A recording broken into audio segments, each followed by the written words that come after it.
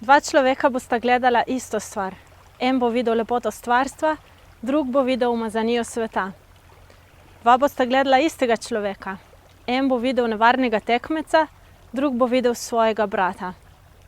V čem je torej poanta?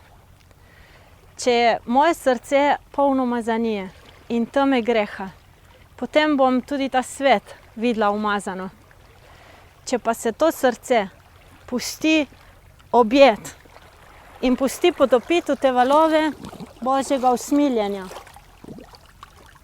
v to krstno vodo, ki vrača dostojanstvo in vrača ta čist lep pogled, potem bom na svet videla tako, kot vidi Bog.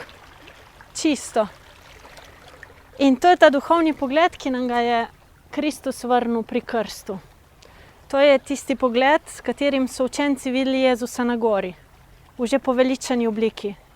In to je poklicanost nas, kristjanov, da bi tudi v dolini vsakdanjega življenja gledali s tem duhovnim pogledom.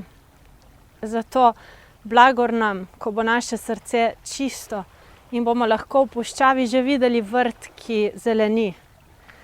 Ko bomo v dolini suhih kosti že videli vstajenske ljudi.